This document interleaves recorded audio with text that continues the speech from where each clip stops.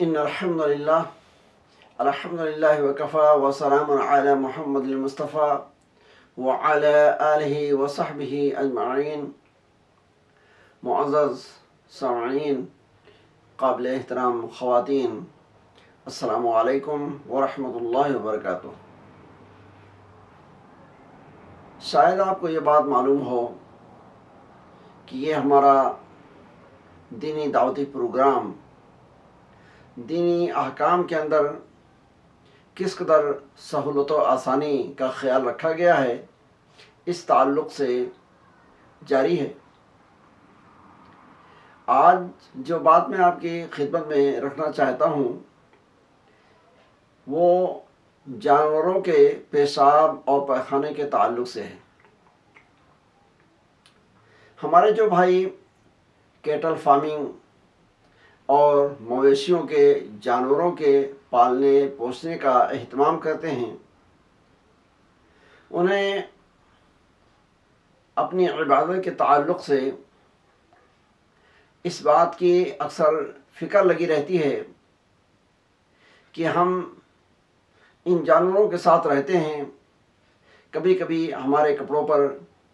ان کے پیشاب کے چھینٹے پڑ جاتے ہیں، ان کے ٹوائلٹ اور پیخانے سے بھی ہمارے جسم اور کپڑے متاثر ہوتے ہیں۔ تو اگر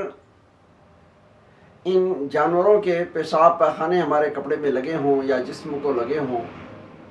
تو کیا ہماری عبادت بالخصوص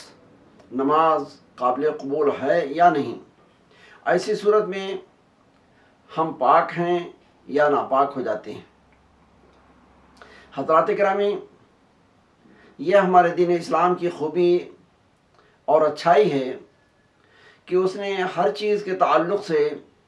اور ہر چیز کے ہر پہلو کے تعلق سے ہماری بھرپور رہنمائی فرمائی ہے، اور ہر چیز کے متعلق پر اطمینان ہمیں تعلیم و ہدایت دی ہے۔ چنانچہ جانوروں کے تعلق سے کتاب و سنت کے اندر یہ بات واضح کی گئی ہے کہ جو جانور معقول اللحم ہیں، یعنی جن کے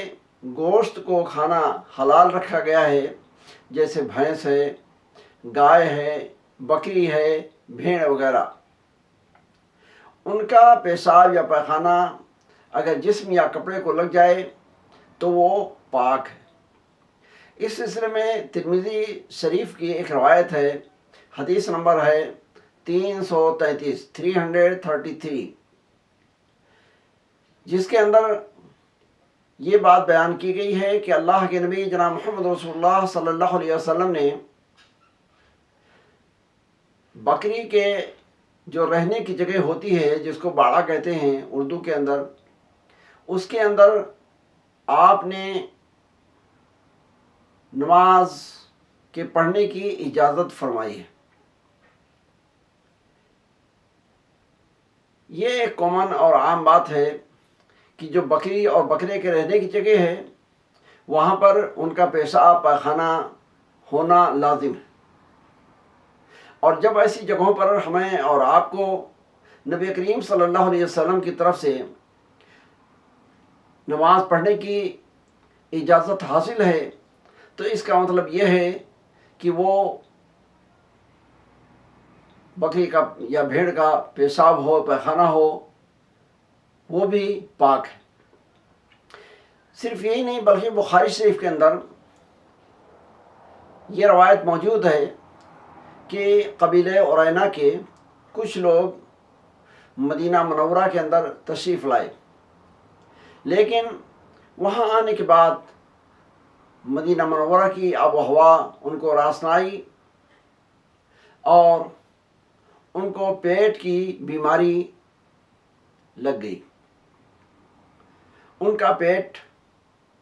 خراب ہو گیا۔ اللہ کے نبی جناب محمد رسول اللہ صلی اللہ علیہ وسلم کو جب یہ بات معلوم ہوئی تو آپ نے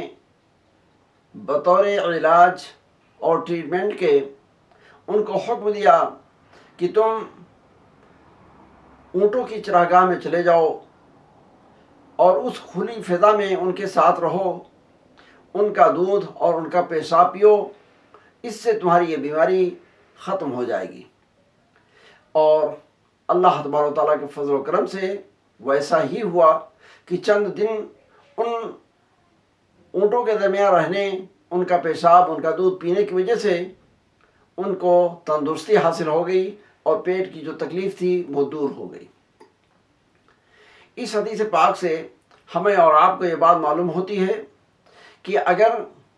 اونٹ اور اونٹنی کا پیشاب یا پیخانہ ناپاک ہوتا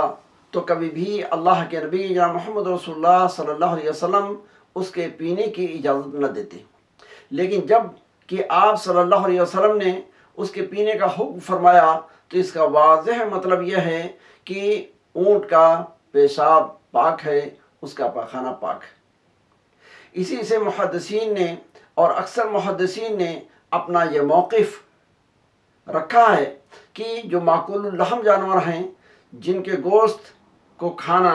جائز رکھا گیا ہے، ان کا پیشاب پیخانہ پاک ہے۔ اگر وہ جسم یا کپڑے یا جگہ کو لگا ہوا ہو پھر بھی اس حالت میں عبادت کی جا سکتی ہے، نماز پڑھی جا سکتی ہے۔ تو بہرحال آج کی گفتگو کا خلاصہ یہی رہا کہ معقول اللحم یعنی وہ جانور جن کے گوشت کھانے کی شرع نے اجازت دی ہے، ان کا پیشاب پیخانہ پاک ہے۔ ہم اللہ تبارک و تعالیٰ سے دعا کرتے ہیں کہ اللہ تبارک و تعالیٰ ہمیں شریعت مطہرہ کی جو تعلیمات و ہدایات ہیں انہیں سمجھنے اور ان کے مطابق عمل کرنے کی توفیق عطا فرمائے، آمین۔ وآخر دعوانا ان الحمد للہ رب العالمین، والسلام علیکم ورحمۃ اللہ وبرکاتہ۔